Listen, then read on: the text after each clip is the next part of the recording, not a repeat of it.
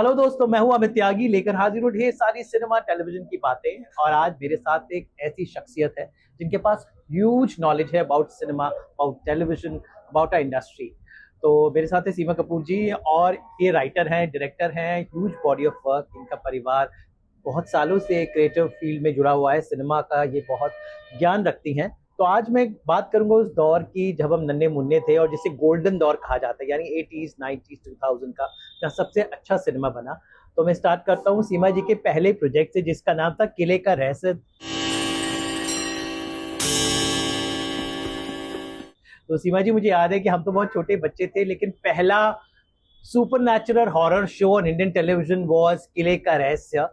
तो सीमा जी थी डायरेक्टर किले का रहस्य की, जो भारतीय टेलीविजन का पहला सुपर नेचुरल शो था। तो सीमा जी, उस वक्त भारतीय टेलीविजन पर जो शोज आते थे दे वर वेरी डिफरेंट, लेकिन किले का रहस्य पहली बार एक सुपर नेचुरल, एक भूत प्रेत से जुड़ी हुई कहानी को टेलीविजन पर लेके आया था, दूरदर्शन पर। उस वक्त if I am not wrong 80s का वक्त था जी। मैं पपेट थिएटर करती थी, श्री राम सेंटर में दिल्ली में थी, और उस वक्त मैंने ये प्रोजेक्ट जमा करवाया टेलीविजन पे, और कुछ जद्दोजहद के बाद वो अप्रूव हो गया। अब हमें तो एबीसी नहीं आती थी प्रोडक्शन की, लेकिन फिर कैसे भी करके ना, यंग थे तो एक मन में एक उत्साह था फिल्म बनाने का, डायरेक्शन का। तो ये मेरा पहला एज ए डायरेक्टर और लेखक और प्रोड्यूसर, ये मेरा पहला प्रोजेक्ट था।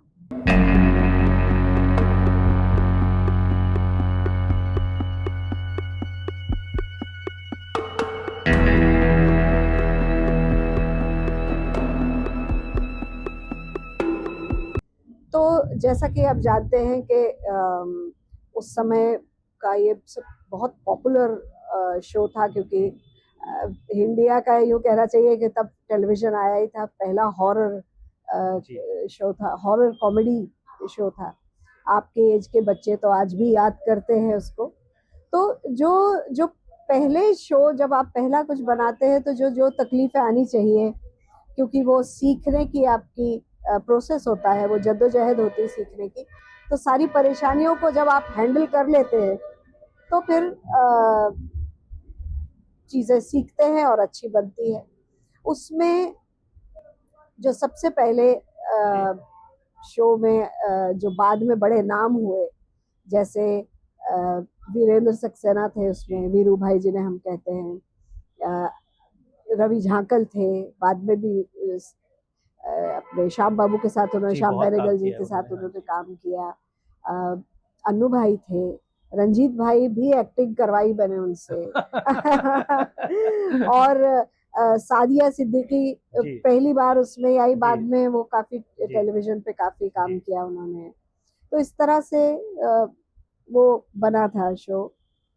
तो हॉरर उस टाइम पे, मतलब पहला हॉरर था भारतीय टेलीविजन का, तो कितना आपको स्केप्टिकल थे? क्योंकि उस जमाने में बहुत कंजर्वेटिव टेलीविजन हुआ करता था, ये बहुत ही इन द सेंस कि उस जमाने के हिसाब से आज तो हॉरर सुपरनैचुरल इज एवरीवेयर, और उस टाइम पे हाउ डिफिकल्ट और how easy was it for you? नहीं, एक्चुअली वो एज जब आप देखिए, जितने भी पुराने डायरेक्टर्स आप देखेंगे ना, तो सबने पहले थ्रिलर ही बनाया है, विद्यु विनोद चोपड़ा से लेके कि जितने भी लोग हैं।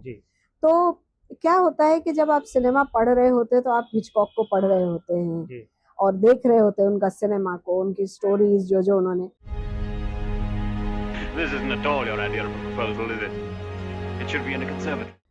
तो इस तरह से आप, और वो एज ऐसी होती है थ्रिल की जी।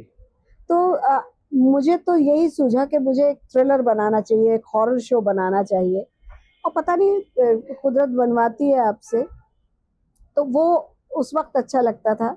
और अब उतना हॉरर और वो चीजें इतनी अब एज के साथ साथ आपको नहीं लगती। तो यंग जब होते हैं आप, तो हॉरर, थ्रिलर, ये सब चीजें, क्योंकि इमोशंस के दूसरे एस्पेक्ट आपने नहीं देखे होते लाइफ की, सैडनेस, ये वो सब चीजें, तो इसलिए ये मैंने चुना।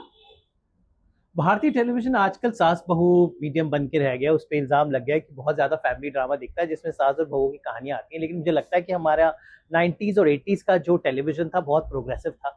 जैसी कहानियां उस वक्त कही गई जो आज भी मील का पत्थर है। और वो सास बहू शोज नहीं थे, पूरा परिवार देखता था, लेकिन फिर भी वो विचारों के दृष्टि से काफी आगे थे। तो आपको क्या लगता है कि हम आगे तो गए लेकिन कहीं ना कहीं पीछे चले गए?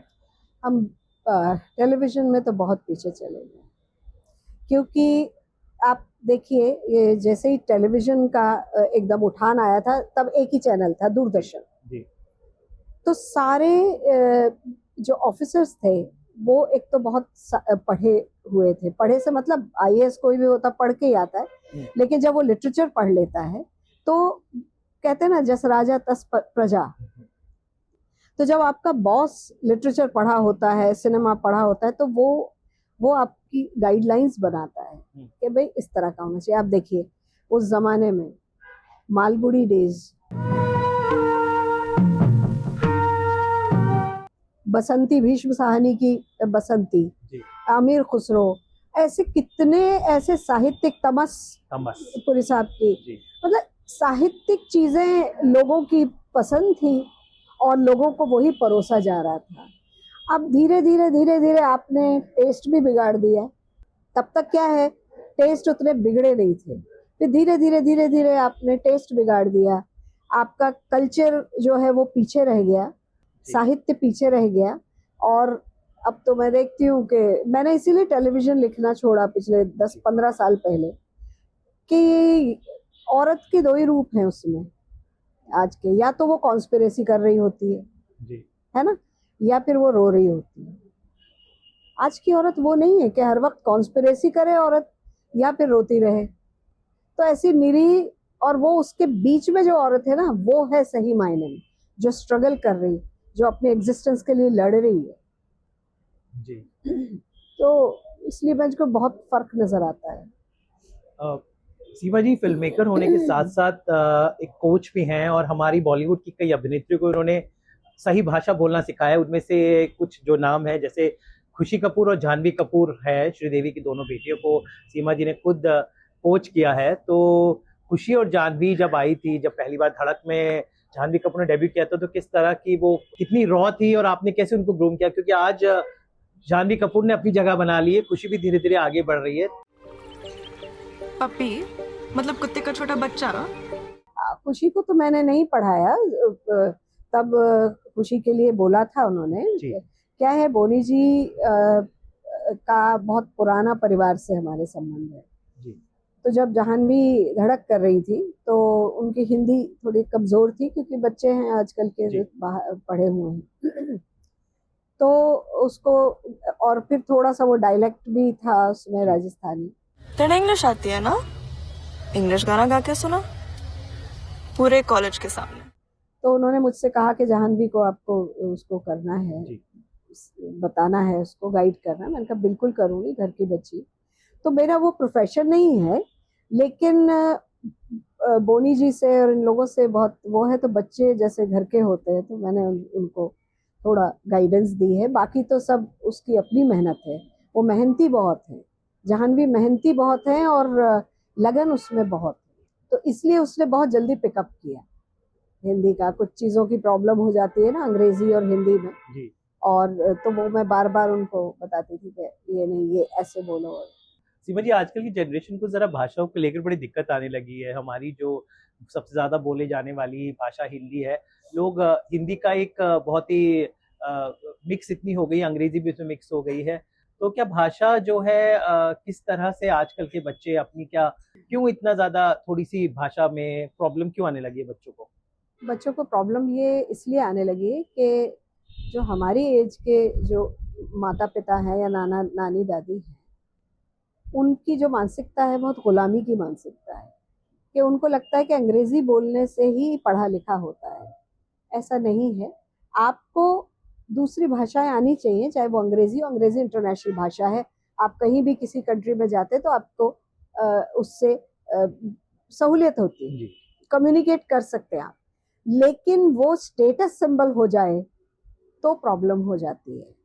आपने हिंदुस्तानियों ने उसको देखिए, कोई आप जर्मनी में जाएंगे, अगर उनको अंग्रेजी नहीं आती है ना, वो बहुत आराम से बोलेंगे। या आपको, अगर मैं आपसे फ्रेंच में बात करूं, आपको फ्रेंच नहीं आती तो आपको किसी तरह की शर्मिंदगी नहीं होगी। जी। लेकिन अंग्रेजी नहीं आती तो आपको लगेगा कि मेरी हंसी उड़ाई जाएगी, ये क्यों? तो इस वजह से क्या है, बच्चों को आज मैं देखती हूँ बिल्कुल लोअर क्लास के भी लोग हैं, उनको यही चाहिए कि बच्चों को अंग्रेजी स्कूल में पढ़ाना है। अब अंग्रेजी स्कूल सरदार वल्लभ भाई पटेल जैसा स्कूल नहीं है दिल्ली का जो है, जहाँ अंग्रेजी बोलिए तो सिर्फ अंग्रेजी बोलो, और जब हिंदी आप बोल रहे हैं तो पूरी हिंदी बोलिए, आप मिक्स मत कीजिए, जिससे कि दोनों भाषाओं पे कमांड हो। ऐसे स्कूल्स नहीं रह गए हैं जी। वहाँ पे। कुछ ऐसे स्कूल्स हैं, मैंने सुना है कि वो कहते हैं कि नहीं हिंदी बोलेंगे तो पनिशमेंट मिलेगा। अब आपको हिंदी पनिशमेंट की तरह अगर हो गई है तो आप अंग्रेजी बोलेंगे, आप सोचेंगे अंग्रेजी में। फिर जब, अब मैं इंडस्ट्री की बात करती हूँ, फिर वो जब बच्चे हिंदी सिनेमा में हिंदी फिल्म का खाएंगे, हिंदी फिल्म बनाएंगे, हिंदी फिल्म वो करेंगे, और आपको हिंदी नहीं आती, आप जिस सिनेमा से खा रहे हैं, जो आपको ग्लैमर, आपको इतना नाम दे रहा है, पैसा दे रहा है, फेम दे रहा है, वो भाषा आपको आनी बहुत जरूरी है। आप इमेजिन कर सकते हैं हॉलीवुड का कोई एक्टर, उसको अंग्रेजी ना आती हो। बहुत बढ़िया आपने बात बोली है। हमारी इंडस्ट्री शायद एक बड़ा ये बड़ी वजह है कि हम लोग हमारी इंडस्ट्री। जी, आप देखिए हॉलीवुड में अल पचिनो है, वो अमेरिकन नहीं है। जी। कितने एक्टर हैं जो अमेरिकन नहीं है, बाहर से आके, इटली से और यहाँ से आके उन्होंने हॉलीवुड के वो बड़े स्टार बने। उनका एक्सेंट चेंज हो सकता है हल्का सा जी। लेकिन मेरा ये कहना है, अगर आप हिंदी फिल्मों में आने की सोच रहे हैं तो आपकी हिंदी बहुत अच्छी होनी चाहिए, क्योंकि एक्टर को आम जो बच्चा है, यंगस्टर जो है, वो फॉलो करते हैं। तो आपसे वो क्या सीख रहे हैं या आप पे डिपेंड करता है, तो आपकी बहुत बड़ी जिम्मेदारी हो जाती है। सिनेमा जो होता है, कहते हैं कि हमारे समाज का आईना होता है, और चाहे सिनेमा हो चाहे साहित्य हो, तो आजकल का सिनेमा है, जिस तरह की फिल्में बन रही हैं, नेशनलिज्म, पेट्रियोटिज्म, लेकिन उसके साथ साथ बहुत ज़्यादा वायलेंस बहुत ज़्यादा हो गया है, स्पेशल इफेक्ट्स की आड़ में भाषा बहुत ख़राब हो गई है, गालियाँ अभी आम हो गई हैं, लोग गालियाँ देते हैं, पर्दे पर फिल्में हिट होती हैं, वो कहते हैं कि नॉर्मल है, ऐसी समाज है। तो क्या ये हमारा समाज ऐसा है जो ये फिल्में दिखा रही है? मैं बहुत हिट फिल्मों की बात कर रहा हूँ, उसके बारे में सब बात कर रहे हैं, जी, बहुत धुरंधर होके उन्होंने कमा, लेकिन अगर वो जो दिख रहा है अगर हमारा समाज है, तो सच में हमारा समाज सही नहीं है। सीमा जी, आपके क्या विचार हैं इस बारे में? रहमान डकैत की दी हुई मौत बड़ी कसाईनुमा होती है। बात धुरंधर की अगर करते हैं तो धुरंधर में तो उन्होंने अपना समाज तो नहीं दिखाया है, उन्होंने वो टेररिस्ट और जो वो वहाँ का जो कॉन्स्पिरेसी चल रही है पाकिस्तान वगैरह की, मैंने भी देखी है जी। तो वो उसको दिखाया है। हमारे समाज को का उसमें रिफ्लेक्शन मुझे नहीं नजर आता है। जी। दूसरा, जो हिंसा और जो सिनेमा है, बिल्कुल सही है कि वो आपके रिफ्लेक्शन है, लेकिन हम फिल्म मेकर हैं, अगर हम राइटर हैं, हम पोएट हैं, लोग हमें अगर देखने जाते हैं, हम बहुत बड़े स्टार हैं, बड़े बड़े नाम हैं, तो आपकी जिम्मेदारी बनती है कि लोगों में, अगर आप सिर्फ एंटरटेनर नहीं हैं, आप ये बोल के अलग नहीं हो सकते कि हम तो सिर्फ एंटरटेनर है, हमारा क्या मतलब है समाज से। अरे समाज आपको रोटी दे रहा है, ये समाज ने आपको फर्श से अर्श पे पहुंचाया है, आपकी ड्यूटी बनती है कि आप उनको ऐसी चीज दें। अभी आप जिंदगी में आप ड्रग्स ले रहे हैं या ये कर रहे हैं वो कर रहे हैं, उसको ग्लोरीफाई करके अगर आप करेंगे तो वो जो छोटा सा 15 साल का बच्चा आपकी फिल्म देखेगा वो आपसे इंस्पायर होगा, हमारा हीरो ये कर रहा है। हम जब छोटे थे तो हमारे हीरो के, अगर कोई हमसे पूछता था आपके हीरो कौन है, तो हम अपने हीरो का नाम लेते थे, भगत सिंह फलां ये वो। हमारे कॉन्सेप्ट नहीं था कोई क्रिकेटर या कोई फिल्म का हीरो, वो हमारे हीरो नहीं थे।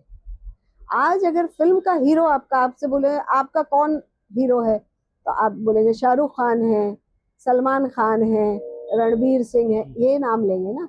अब आपकी कितनी बड़ी जिम्मेदारी होगी रणबीर सिंह की और शाहरुख खान की और इनकी, कि वो बच्चा जो आपकी जिंदगी फॉलो करेगा तो आपको उनको क्या देना। आप पर्सनली कुछ भी हो, स्क्रीन पे या वैसे आपको जो दिखाना है वो, मुझे तो ये लगता है, बाकी पैसा कमाने के लिए तो कोई कुछ भी कर सकता है।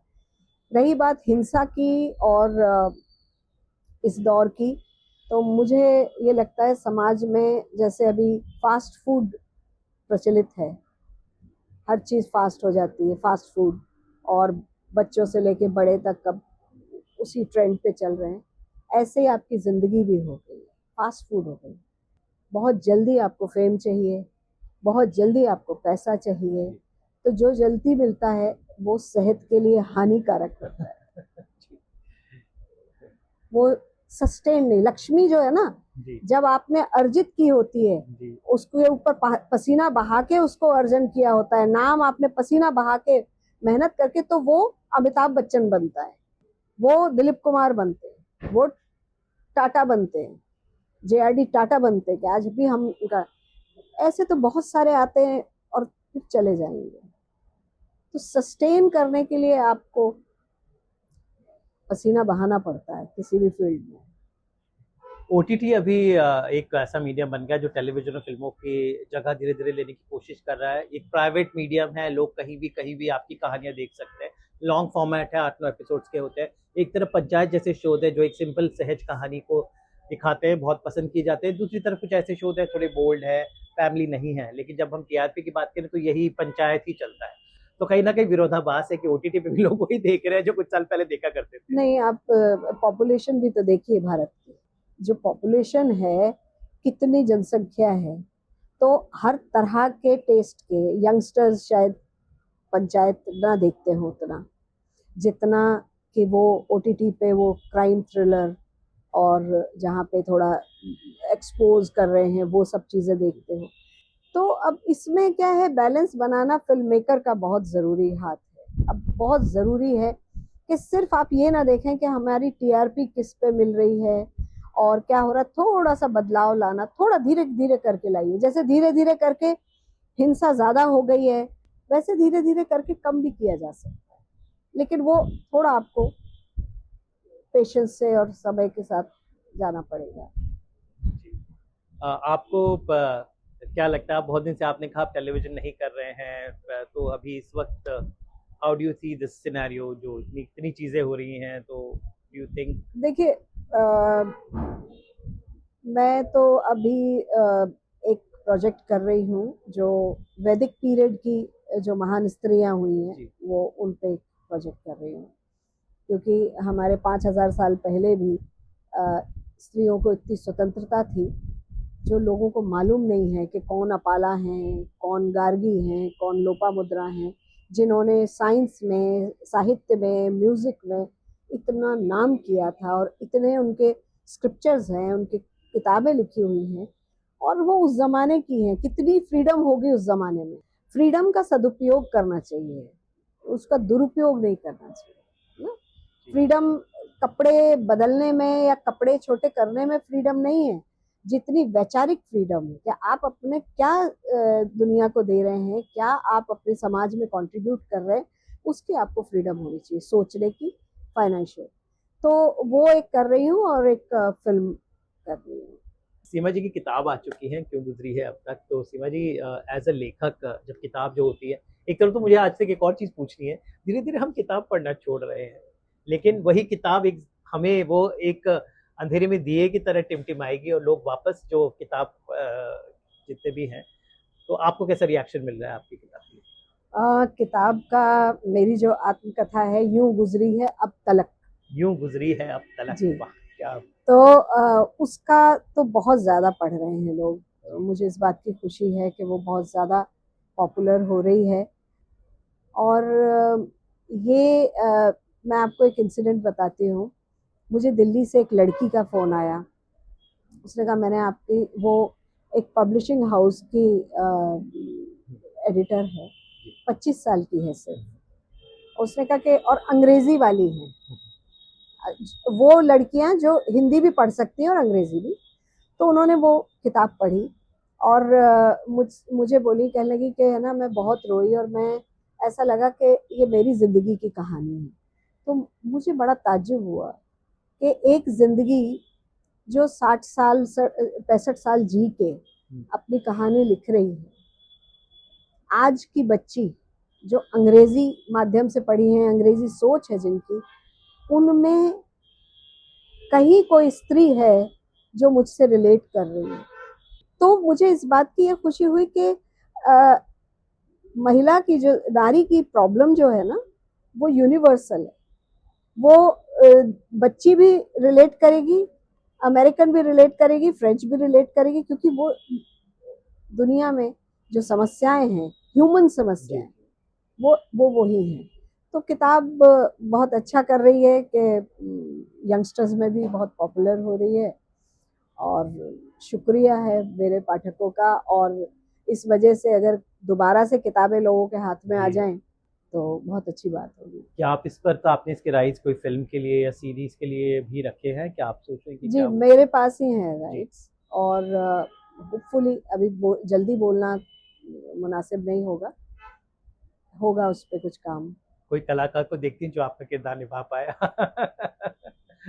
मेरा किरदार निभा पाए अभी तो तब्बू, आप कौन सी अभिनेत्री आपको लगती है जो आपके जैसा वो चेहरा पर्दे पर पेश कर सके? इंटेंस, और क्या है वो जर्नी बहुत लंबी है ना, यंग, और वो तब्बू आज की शायद निभा पाएंगे, है ना। लेकिन ऐसी कोई अच्छी कलाकार, आलिया टाइप, आलिया भट्ट बहुत अच्छी है जो वो जर्नी को शायद जस्टिस दे सके। बाकी देखते हैं प्रोड्यूसर्स का क्या। सीमा जी, पाकिस्तान जो है हमारा पड़ोसी देश है, हम लोग बहुत कल्चर सेम करते हैं, म्यूजिक हम लोगों का सिमिलर है। टेलीविजन के मामले में क्या आपको लगता है पाकिस्तान की जो लिखावट है, क्योंकि टेलीविजन शोज जो हैं पाकिस्तान के यहाँ बहुत देखे गए, बीच में थोड़े बैन हुए, लेकिन अभी भी लोग कहीं ना कहीं देखते हैं। तो पाकिस्तानी सीरियल्स जो है, जो उनके ड्रामे होते हैं बनस्पत हमारे सीरियल्स पे, आप कैसे देखते हैं? आप पाकिस्तानी सीरियल्स जो है ना, वो जिंदगी के बहुत करीब लगते हैं। आप अगर उनके शोज देखें तो वो अभी जैसे एक केस नंबर 9, हाँ जी, केस उसकी नंबर 9 बड़ी बहुत चर्चा जी, है। जी, उसमें आप देखिए सबके मेकअप देखिए, एक लड़की है रेप विक्टिम है। हमारा जो टेलीविजन है वहाँ पे जब वो सो के भी कोई उठता है तो आई लैशेस लगी हुई हैं, पूरा मेकअप है और बाल एकदम ऐसे हैं, कहीं से उड़ नहीं रहे हैं, तो बहुत अननेचुरल लगता है। अरे सो के उठ के आदमी ऐसा नहीं लगता है। आप उनका जो टेलीविजन है वो जिंदगी के बहुत करीब है, हमारा टेलीविजन जिंदगी से बहुत दूर है। दूसरी तरफ उनका जो सिनेमा है वो जिंदगी से बहुत दूर है, वो हमारे टेलीविजन जैसा है। और हमारा सिनेमा वो बहुत रियलिस्टिक हो गया जी। ये फर्क मुझे दोनों, मैं देखती हूँ, इसलिए देखती हूँ कि मैं फिल्म मेकर हूँ, तो मुझे हर कंट्री का सिनेमा, उनका टेलीविजन सब देखना पड़ता है। तो टेलीविजन में वो हमसे बहुत आगे हैं और सिनेमा में हमसे बहुत पीछे। और खासकर उनकी जुबान बहुत खूबसूरत है, हाँ, इसलिए भारत में बहुत देखे जाते हैं, सियासती कुछ भी हो रहा हो, लेकिन एक दर्शक के तौर पर जी, कला का तो कोई सीमा नहीं होनी चाहिए। कला तो बिल्कुल उस नदी की तरह, और नदियों को तो फिर भी बांध बना दिए हैं कि ये इस कंट्री की है, वो उस कंट्री की है। पंछियों के कोई बांध नहीं होते, तो कला तो एक बर्ड की तरह है, पंछी की तरह है। वो मौसम बदलता है तो वहां चली जाती है, वहां से मौसम बदलता है तो यहाँ आ जाती है। साइबेरिया से आती हैं बर्ड्स, जब वहाँ बर्फ पड़ी होती है, हमारे यहाँ आ जाती है। हम ये तो नहीं बोलते कि पासपोर्ट है क्या तेरे पास, या तू हमारी दुश्मन कंट्री है ना, या नहीं है। जी जी, तो है। कला तो निर्बाध है। अब आप एक बात बताइए, मुझे बहुत अच्छी बात लगी थी गुलाम अली साहब की। तो वो एक बार बोल रहे थे, कह रहे कि भाई हम जो गाते हैं, अब राग है उसका नाम है रामकली, अब उसका उर्दू ट्रांसलेशन में क्या करूं, रामकली ही बोलना पड़ेगा क्योंकि हमारी रूट्स तो वही हैं। हमने तो रामकली ही सीखा आज से 70 साल पहले, जब हमारे गुरु जो थे वो रामकली ही सिखाएंगे, राग भैरव ही सिखाएंगे, उसका नाम क्या रखेंगे वो, मोहम्मद कली। रखना हो तो रख लेना, वरना नहीं। आप मुझे बताइए ना, जी वो तो राग रागनियों के नाम आप कैसे बदले? कलावती है, राग भैरव है, शिव रंजनी है, शिव का वो है, केदार है, केदारनाथ हमारा, ये नाम कैसे बदलेंगे आप? बदल लीजिए, स्वर तो वही रहेंगे जो हमारे गुरुओं ने सिखाए हैं आज से 100 साल पहले, 200 साल पहले। कल्चर तो हम बदल नहीं सकते क्योंकि हैं तो हम एक ही कल्चर। बिल्कुल, और गाने वही सुर लगाएंगे आप। तो जैसे सीमा जी ने कहा, कला की कोई सीमा नहीं है, और आज सीमा जी के साथ हमने ये कला की बहुत सारी सीमाएं हमने पार की। उम्मीद करते हैं कि इसी तरह हम कला के, क्योंकि भारत एक बहुत ही कलरफुल हमारा देश है, तो जी। हम हर स्टेट की, हर हमारी की कला को सेलिब्रेट करें और उसको मुद्दा न बनाकर एक दूसरे की कल्चर को एंजॉय करें। थैंक यू सो मच सीमा जी, बहुत सारी आज आपने आपने बहुत अच्छे पर्सपेक्टिव हमारे देश के बारे में, हमारे सिनेमा के बारे में, टेलीविजन के बारे में दिया। और मुझे ये अच्छा लगा कि शुक्र है आपने जो चल रहे सब्जेक्ट उनसे अलग बात की, अलग सवाल उठाए, बहुत जी, अच्छा मेरी लगा। कोशिश है कि कला को मैं हम एक धरोहर के रूप में प्रिजर्व कर सकूं, खासकर पुराने अपने जो जानकार हैं, जो ज्ञानी लोग हैं, उनके साथ बात करके, ताकि हमारे युवाओं को ये कला वो सहेज के रख सके। जी, थैंक यू सो मच। शुक्रिया।